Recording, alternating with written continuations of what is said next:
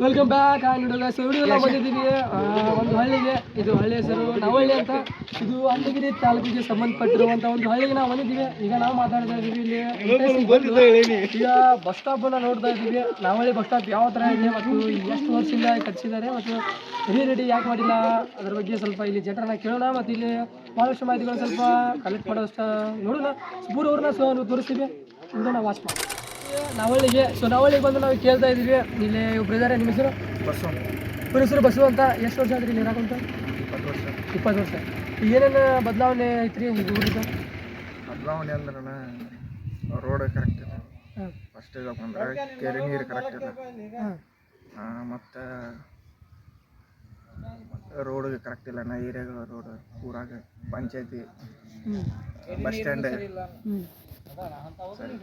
ಇಲ್ಲಿ ಈಗ ಕೆರೆ ನೀರು ಸರಿ ಇಲ್ಲ ಅಂತ ಹೇಳ್ತಿದ್ದಾರೆ. ಮತ್ತು ಆಮೇಲೆ ಊರಿನ ರಸ್ತೆ ಕರೆಕ್ಟ್ ಮಾಡ್ತಾರ. ಅದು ಪದೇ ಪದೇ ಕೆಡುತ್ತೆ ನೀರು.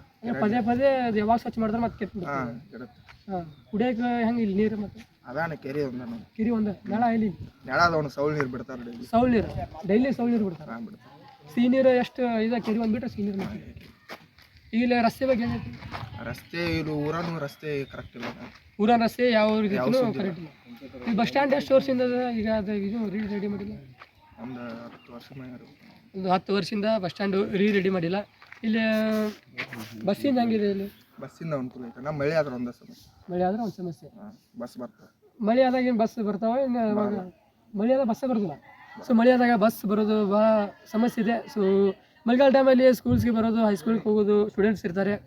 ಅವ್ರಿಗೂ ಸಮಸ್ಯೆಗಳು ಉಂಟಾಗ್ತಾ ಇದ್ದಾವೆ. ಮತ್ತು ಇನ್ನೊಂದು ಇಲ್ಲಿ ಕರೆಂಟ್ ಏನಾಗೈತೆ? ಇಲ್ಲಿ ಕರೆಂಟ್ ಕರೆಕ್ಟ್ ಇಲ್ಲಿ ಸ್ಟೂಡೆಂಟ್ಸಿಗೆ ಲೈಬ್ರರಿ ಏನ್ರಿ ಹಿಂಗೆ? ಲೈಬ್ರರಿ ಏನಿಲ್ಲ.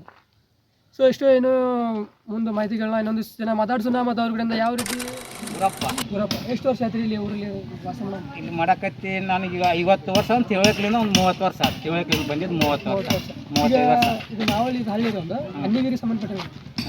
ಈಗ ಎಷ್ಟು ಪರ್ಸೆಂಟ್ ಅದಾರ ಇಲ್ಲಿ ರೈತರು? ಪರ್ಸೆಂಟೇಜ್ ರೈತರು 170% ರೈತರು. ಈಗ ಅವ್ರಿಗೆ ಅಂತ ಏನಿಲ್ಲ ಪರಿಹಾರ ಏನಾರ ಆಗೈತಿ? ಏನಾದ್ರ ಪರಿಹಾರ? ಎದ್ರ ಪರಿಹಾರ? ಬೆಳೆ ಹಣ್ಣು ಪರಿಹಾರ. ಬೆಳೆ ಹಣ್ಣು ಪರಿಹಾರ ಬರ್ತೈತೆ. ಬೆಳೆ ಹಣ್ಣು ಪರಿಹಾರ ಹಿಂದೆ ಬಂದಿತ್ತು. ಸದ್ಯ ಇಲ್ಲ, ಹಿಂದೆ ಬಂದವು. ಈ ವರ್ಷ ಗೊತ್ತಿಲ್ಲ. ಇದು ನೀರಿನ ವ್ಯವಸ್ಥೆ ಅಂದ್ರೆ ಇಲ್ಲಿ ಕುಡಿಲಿಕ್ಕೆ ನೀರು ಮೇನ್ ತೊಂದ್ರೆ ಹಂಗಂದ್ರೆ ಇಲ್ಲಿ 18 ಕ್ವಾರಿ ಅಂತೇಳಿ ಒಂದು 2.5 ಕಿಲೋಮೀಟರ್ ಆಗುತ್ತೆ. 18 ಕಿತ್ತೂರು ನ್ಯಾವಳಿ ಪಂಚಾಯತ್ ಆಗೈತಿ. ಕುಡಿ ನೀರು ಏನಂದ್ರೆ ಆ ಕೆರೆ ನೀರು ಮಲ್ಲಾಪ್ರಭಾ ಕಾಲುವೆಲಿಂದ ಲಿಫ್ಟ್ ನೀರಿಗಿಸ್ನ ಆ ಕೆರೆ ತುಂಬಿಸಿಬಿಟ್ರೆ ಅಲ್ಲಿದ್ದ ಫಿಲ್ಟರ್ ನೀರು ಆಗಿ ನೀರಿನ ವ್ಯವಸ್ಥೆ ಕರೆಕ್ಟ್ ಆಗುತ್ತೆ. ಈ ನೀರಿನ ವ್ಯವಸ್ಥೆ ಸರಿ ಇಲ್ಲ. ನೀರು ಸರಿಯೇ ಇಲ್ಲ. ನೀರಿನ ಇಲ್ಲ. 20-30 ಎಕರೆ ಐತಿ ಭೂಮಿ. ಅದನ್ನ ಉಪಯೋಗ ಮಾಡಿಕೊಂಡು 20 ಎಕರೆ ಭೂಮಿ ಗೌರ್ಮೆಂಟ್ ಜಗನ ಐತದ. ಇಲ್ಲಿಂದ ನಮ್ಮ ಮಲ್ಲಾಪುರ ಕಾಲುವೆ 2 ಕಿಲೋಮೀಟರ್ ನೀರು ಇಲ್ಲಿ ಹೇರಿಗಿಸ್ಕೊಂಡು ಆ ಕೆರೆ ತುಂಬಿಸ್ಬೇಕು. ಅಲ್ಲಿದ್ದ ಫಿಲ್ಟರ್ನಾಗ 3 ಹಳ್ಳಿ ನೀರಿಗೆ ಕವರ್ ಮಾಡ್ಬೇಕು. ಅಂದ್ರೆ ನೀರಿಗೆ ಸರಿಯಾದಂತ ವ್ಯವಸ್ಥೆ ಆಗುತ್ತೆ. ಇಲ್ಲ ರೊಕ್ಕ ಕೊಟ್ಟು ನೀರು ತೊಗೊಂಡು ಯಾರು ಕುಡಿಯೋದಿಲ್ಲ. ಬಡವರು ಕುಡಿಯೋರಿಗೆ ತೊಂದರೆ ಆಗುತ್ತೆ. ನಿಜವಾದ ರೈತರಿಗೆ, ನಿಜವಾದ ನೌಕರಿಗೆ, ಸರ್ಕಾರ ಮಕ್ಕಳಿಗೆ ಆ ಕೆರೆ ತುಂಬಿಸಿ ಅಲ್ಲಿದ್ದ ಫಿಲ್ಟರ್ ನೀರಾಗಿ 3 ಹಳ್ಳಿಗೆ ವ್ಯವಸ್ಥೆ ಮಾಡ್ಬೇಕು. ಇದನ್ನ ನಿಮ್ಮ ಸರ್ಕಾರ ತಿಳಿಸ್ರಿ, ಕೇಂದ್ರ ಸರ್ಕಾರ ತಿಳಿಸ್ರಿ, MLA ಅವ್ರಿಗೆ ಮರ್ದಿ ಕೊಡಿ. ಮತ್ತೇನು ಬೇಕು ಹೇಳಿ? ರೈತರಿಗೆ ಎಷ್ಟು ವರ್ಷ ಆಗಿದೆ ಮಾಡ್ಲಿ? ಒಂದು 30 ವರ್ಷ ಆಗ್ತದೆ, 35 ವರ್ಷ ಆಗ್ತದೆ. ಆಗೋದು ಹಾಗೆ ಸ್ಯಾಂಕ್ಷನ್ ಆಗಿದ್ದು ಭಾಳ ಕ್ಯಾನ್ಸಲ್ ಆಗ್ಯವು. ಇಲ್ಲೇ ಕೊರಟೆ ಹೋತು. ಕುಡಿಯಾಕ ನೀರು ಕೆರೆ ನೀರು ಸರಿ ಇಲ್ಲ. ಸ್ವಚ್ಛ ಮಾಡ್ಬೇಕು ಕೆರೆ ನೀರು ಶುದ್ಧ ಮಾಡ್ಬೇಕು. ನಮ್ಮ ಮೇನ್ ಮಲ್ಲಾಪ್ರಭಾ ಕಾಲುವೆಲಿ ನೀರು ತರಿಸೇ ಫಿಲ್ಟರ್ ಒಣ್ಣೆದ್ದು 2ನೇದು ಹಂದಿಗೆನೆ ಹಳ ಐತಿ. ಇಲ್ಲಿ ಬರಾಕ ವ್ಯವಸ್ಥೆ ಅಲ್ಲಿಂದ ನಮ್ಗೆ ನೀರಿನ ವ್ಯವಸ್ಥೆ ಸರಿ ಮಾಡಿರ್ಬೇಕು. ಇಲ್ಲೊಂದು ಕೆರೆ ಐತಿ, ಮಣ್ಕೊಡ್ರೆ ಕೆರೆ ಐತಿ, ಅಭಿವೃದ್ಧಿ ಮಾಡಿ ಚೊಕ್ ಮಳೆ ನೀರೇ ಬರ್ತದೆ. ಅಲ್ಲಿಂದ ನೀವು ಚೊಕ್ ಫಿಲ್ಟರ್ ನೀರು ಕುಡಿಬಹುದು. ನೀವು ರೈತರಿಗೆ ಬೇಕಾದ ಹೊಲವರಿ ರೈತರಿಗೆ ಆ ಕೆರೆ ನೀವು ಅಭಿವೃದ್ಧಿ ಮಾಡ್ಬೋದು. ಇಲ್ಲಿ ಆಕ್ಸರ್ ಕೆರೆ ಐತಿ ಹೊಲವರಿ, ಅದನ್ನೊಂದು ಅಭಿವೃದ್ಧಿ ಮಾಡ್ಬೋದು. ಇದು ಸಾರ್ವಜನಿಕ ಕೆರೆ. ಇವು ಈಗ ಬಂದಾಗ್ಯವು.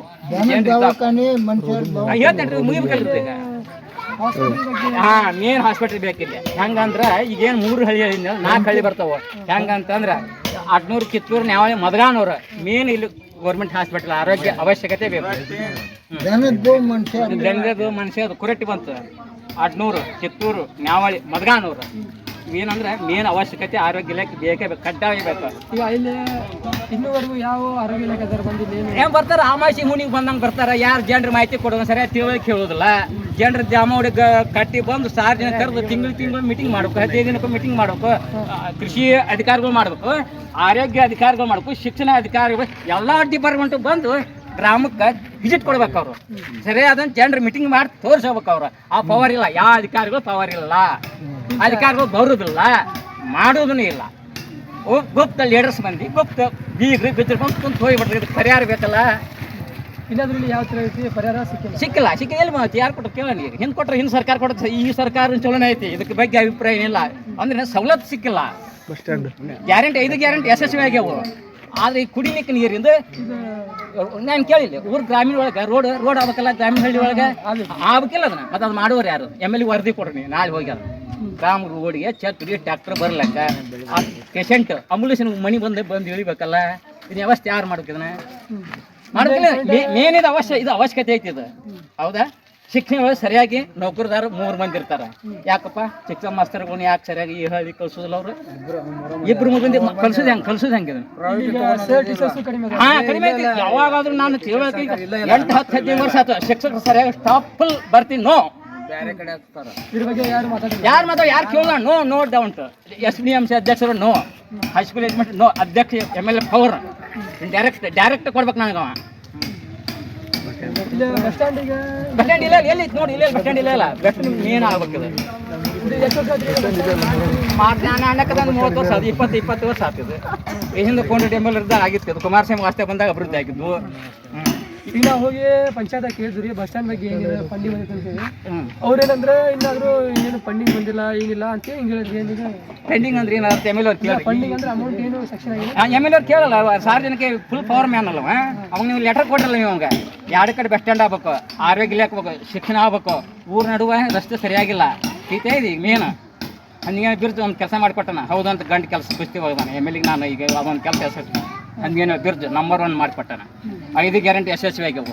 ಉಳ್ಕೋದು ಅಭಿವೃದ್ಧಿ ಆಗಿಲ್ಲ, ಸರಿಯಾಗಿ ಆಗಿಲ್ಲ. ಹಾಗೇ ಇಲ್ಲ. ಈ ಸ್ಕೂಲಿಗೆ ಇದಕ್ಕೆ ನೀರಿನ ಪರಿ ವ್ಯವಸ್ಥೆ ಸರಿಯಾದಂಥ ಮೇನ್ ಅಂದ್ರೆ ಮೊರಮ್ ಹಾಕಿ ಫುಲ್ ಮೆಟ್ಲಿ ಮಾಡಿ ಗೆಟ್ಟಿಂಗ್ ಮಾಡ್ಬೇಕು. ಫುಲ್ ಪವರ್ ನೀರು ಅಂದ್ರೆ ಗಟ್ರ ನೀರು ಸರಿಯಾದಂತೆ ಒಳಚರಂಡಿ ನೀರು ಕೊಡಿಸ್ಬೇಕು. ಇಲ್ಲ ಚರಂಡಿ ಒಳಚರಂಡಿ ಏನು ಮಾಡಿ ಒಳಗಿಲ್ಲ ಇಲ್ಲ. ಅವ್ನು ಒಂದೇ ಲೈನ್ ಐತಿ, ಒಂದೇ ಲೈನ್ ನಡುವೆ ಸೆಂಟ್ರಲ್ ಲೈನ್ ಚರಂಡಿ. ಪೈಪ್ ಲೈನ್ ಇಲ್ಲ, ಸರಿಯಾಗಿ ಬಳಸುವಂಗಿಲ್ಲ. ಇಲ್ಲ ಆಗ್ಲೇ ಬಳಸುತ್ತಾ ಇರ್ಬೇಕು. ಸೊ ಇದಂಥ ಮಾಹಿತಿಗಳು ನೋಡಿ ನಾವು ಭಾಳಷ್ಟು ಇಲ್ಲೇ ನೋಡ್ತಾ ಇದ್ದೀವಿ. ಸೊ ನಾವಲ್ಲಿ ಯಾವ ರೀತಿಯ ಅಭಿವೃದ್ಧಿ ನೋಡ್ತಾ ಇಲ್ಲ. ಸೊ ಕಾಣ್ತಾನೂ ಇಲ್ಲ. 25-35 ವರ್ಷ ತನಕ ಹಂಗೆ ಸ್ವಲ್ಪ ಮಾತು ಕೊಟ್ಟು ಏನಾದರೂ ಯಾವ ರೀತಿ ಮೇಲಿನ ಅಧಿಕಾರಿ ಬಂದು ಆ್ಯಕ್ಷನ್ ತೊಗೊಂಡಿಲ್ಲ ಅಂತ ನಾವೀಗ ಪೂರ ನೋಡ್ತಾ ಇದ್ದೀವಿ. ಸೊ ಮುಂದೆ ಈ ವಿಡಿಯೋ ಹೋಗ್ತಾ ಇರಬೇಕು. ಮುಂದೆ ಮೇಲಿನ ಅಧಿಕಾರಿ ಯಾರು ನೋಡ್ತಾ ಇದ್ದೀರಾ? ಸೊ ಇದ್ರ ಬಗ್ಗೆ ಸ್ವಲ್ಪ ಕೇರ್ ತಗೊಳ್ತೀನಿ, ಹಳ್ಳಿ ಬಗ್ಗೆ ಕೇರ್ ತಗೊಳ್ತೀನಿ. ಸೊ ಹಾಗೆ ಹಳ್ಳಿಯಲ್ಲಿ ಆಗ್ತಿರೋ ಸಮಸ್ಯೆಗಳು ಈಗ ಮುಂದೆ ಸಿಟಿಗಳು ಬರ್ತಾವೆ. ಸೊ ಮೊದಲು ಹಳ್ಳಿಗಳನ್ನ ಅಭಿವೃದ್ಧಿ ಆಗಬೇಕು, ಆಮೇಲೆ ಸಿಟಿಗಳನ್ನ ಅಭಿವೃದ್ಧಿ ಆಗಬೇಕು. ಎಷ್ಟು ಮಾತಾಡ್ತಾನ ಮುಂದೆ ಮಾತಾಡ್ಸೋಣ. ಸೊ ಅಲ್ಲಿಗೆ ಇದ್ದೂ ಇಲ್ಲ ಗ್ರಾಮ ಪಂಚಾಯತಿ ಇದ್ದೂ ಇಲ್ಲ. ಈಗ ಎಷ್ಟು ವರ್ಷ ಆದ್ರಿ ಇಲ್ಲಿ ಗಟ್ರ ಮಾಡ್ತೀವಿ ಮಾಡೋದಿಲ್ಲ ಅಂತೇಳಿ ಹಿಂಗೆ ಏನು ಅದಾವನ? ನಾವು ಕೆಲವೊಂದಿಷ್ಟು ಏರಿಯಾ ಹಿಂಗೆ ಮೇನ್ ರಸ್ತೆಕ್ಕೆ ಒಂದು ನಮ್ಮ ಹಿತ್ತಲ್ ಅಂತಕ್ಕೆ ಅಲ್ಲಿ ಒಂದು ಗಟ್ರ ಐತ್ರಿ.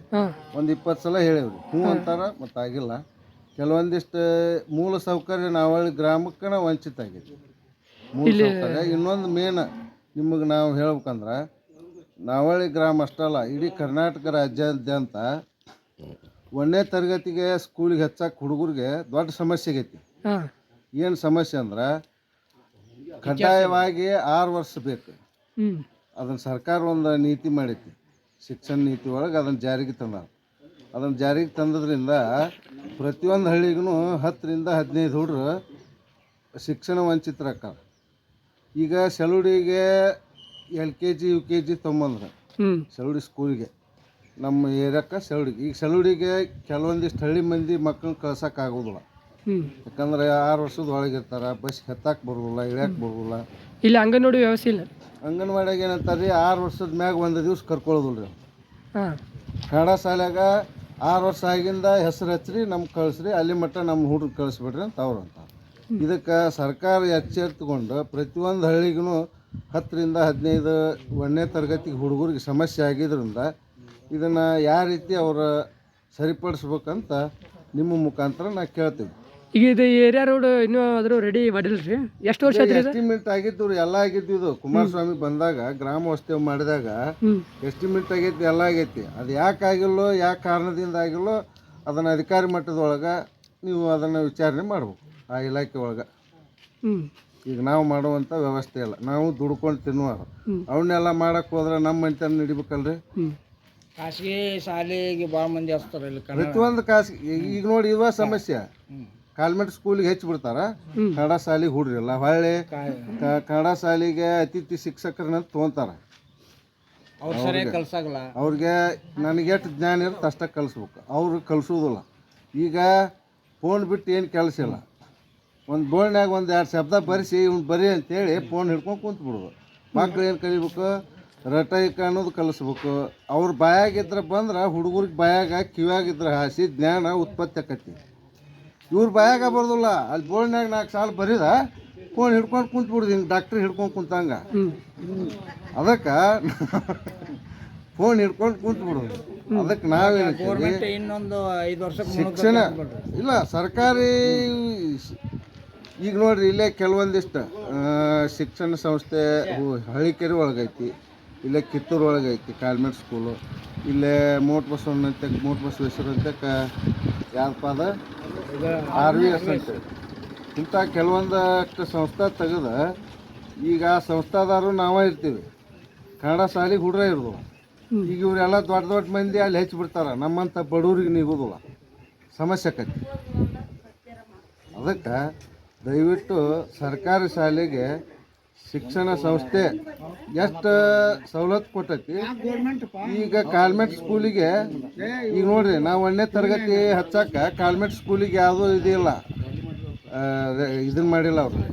ಏನಪ್ಪ ಅಂದ್ರೆ ಇಷ್ಟು ವರ್ಷ ಕಡ್ಡಾಯ ನಿನ್ನ ಮಕ್ಕಳಿಗೆ ಬೇಕಾ ಅಂತೇಳಿ ಅವ್ರು ಹಚ್ಕೊಂಡ್ಬಿಡ್ತಾರೆ. ಅವ್ರಿಗೊಂದು ಕಾನೂನು, ಸರ್ಕಾರಿ ಶಾಲೆಗೆ ಒಂದು ಕಾನೂನು ಆಗೈತಿ. ಪ್ರತಿಯೊಂದು ಹಳ್ಳಿ ಒಳಗೂ ಇದೇ ವ್ಯವಸ್ಥೆ ಅವ್ಯವಸ್ಥೆ ಆಗೈತಿ. ಅದಕ್ಕೆ ನಾವು ನಿಮ್ಮ ಮುಖಾಂತರ, ನಿಮ್ದು ಯಾವ್ದು ಇದು ಚಾನಲ್, ಯೂಟ್ಯೂಬ್ ಚಾನಲ್ ರೀ ಇದು. ಯೂಟ್ಯೂಬ್ ಚಾನಲ್ ನಿಮ್ಮ ಮುಖಾಂತರ ನಾನು ಮೇಲಧಿಕಾರಿಗಳಾಗಲಿ, ಶಾಸಕರು ಇರ್ಬೋದು, MP ಅವ್ರು ಇರ್ಬೋದು, ಮುಖ್ಯಮಂತ್ರಿಗಳಿರ್ಬೋದು, ಪ್ರಧಾನಮಂತ್ರಿಗಳಿರ್ಬೋದು, ಒಬ್ಬ ZP ಮೆಂಬರು, ತಾಲೂಕ್ ಪಂಚಾಯತಿ ಅಂಕರ್ 20 ವರ್ಷ ಆತು ಮುನಿಗೆ ಹೋಗ್ಯಾವ. ಸ್ಥಳೀಯ ಮಟ್ಟದ ಚುನಾವಣೆ ನಡೆದು ನಾವು ಅಲ್ಲಿ ಏನಾರು ಕೇಳ್ಬೇಕಂದ್ರೆ ಅವೆಲ್ಲ ಕದ ಹಾಕಿ ಹೋಗ್ಯಾವ.